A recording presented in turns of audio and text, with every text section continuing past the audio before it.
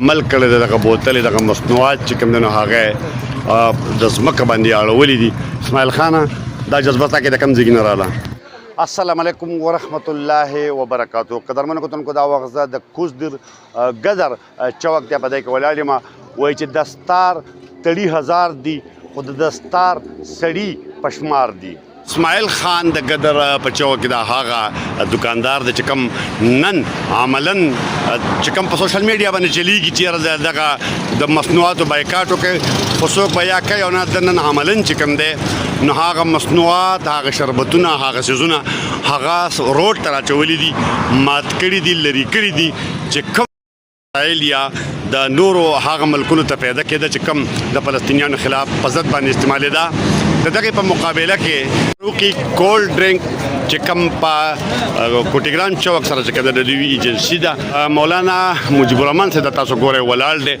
دوی د خپل ایجنسۍ نه د اسلامي چې کومه کمپنۍ جوړه شوې ده د 15,000 روپو دا کارټنې راولي دي او د سره سودیس ګورمې د طرف نه هم مولانا عبدالله صاحب چې کوم دی د هم څه اعلان کړی دی دا به دوی په خپله وایي او په دغه حواله باندې به مولانا صاحب هم په خپله باندې راووایي چې دغه قرباني چې کومه نن زمونږ د رور ورکړې ده هغه مصنوعات یې ختم کړي دي د هغه بوتلې دي هغه سامان دی چې کوم دغه دکاندار ته په قربانۍ کې چې کوم هغه نن مات کړي دي دوی ورته دا ګفټ کوي. وخت دی وخت موږ سره د الفاروق کولډ ډرنکس مولانا مجيب صاحب چې کوم دی ولاړ دی. جی زه چې د الفاروق کولډ ډرنکس د طرفه مخاطب یم. اسماعیل صاحب چې نن کومه قرباني کړې ده د اسرائیلو بوتلې هغه یو قسم د شغولې دي بایکاټ یې کړی دی.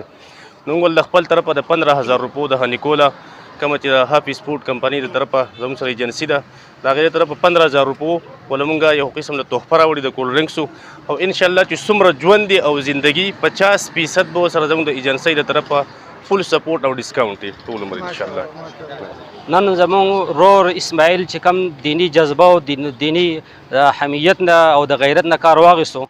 اسرائیل چې زموږ ازلي دشمن دی دا د پیغمبرانو یو قسم دشمنان هم دي نو د هغې په تناظر کې د خپل ایمانی جذبه اختیار کړل او د هغو ټوله د اسرائیلو چې څونه مصنوعات څونه بوتلې وې هغې ټولې ختمې کړې. زه د سودیس ګورمې ټریډر د طرف نه د اسماعیل بای دپاره انشاءالله موږ د خپلو بوتلو د لپاره د حوصله افزایۍ دپاره موږ اعلان هم کړی دی دا یې راوړي هم دي او انشاءالله دا زموږ په ګاونډ کې دی چې دته څه ټیم هم د ګورمې بوتلو د طرف څه ضرورت رالی دته به انشاءالله فورا میلاویږي او په انتهایي په اسان ډسکاونټ به انشاءالله دته میلاویږي. به اسماعیل چا چې دغه عمل کړی دی دغه بوتلې دغه مصنوعات چې کوم دی نو هغه د ځمکه باندې اړولي دي. اسماعیل خانه دا جذبه تا کې د کوم ځای نه راغله؟ بسم الله الرحمن الرحیم.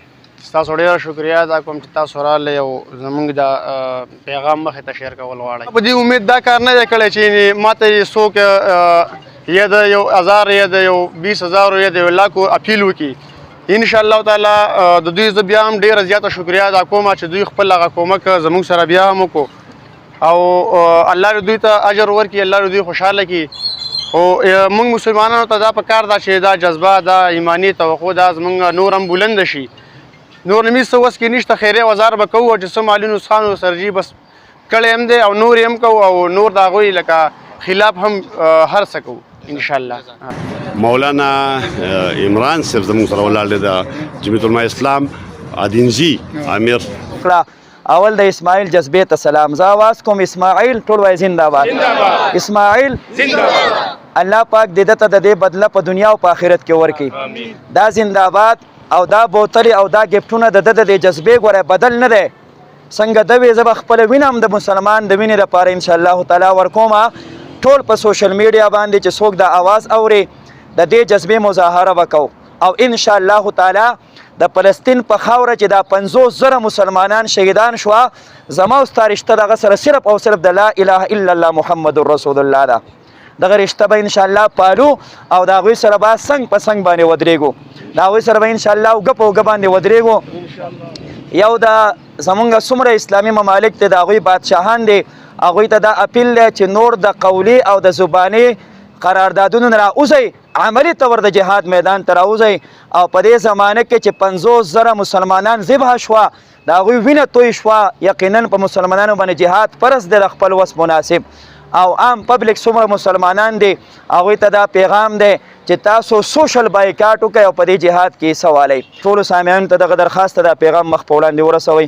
واخر دعوانا ان الحمد لله رب العالمین. سدیس گورمه او الفاروق کولډ ډرینک ګلاباد خپل ایجنسۍ د سایډ نه دغه ورکړو دغه ایمان دولت راکې او زموږ په ژوند کې دا بیت المقدس آزاد کې، بیت المقدس آزاد کې د دغه ازادۍ لپاره زموږ توانایي جان مال وقت استعمال کړي. ربنا تقبل منا انک انت السمیع العلیم.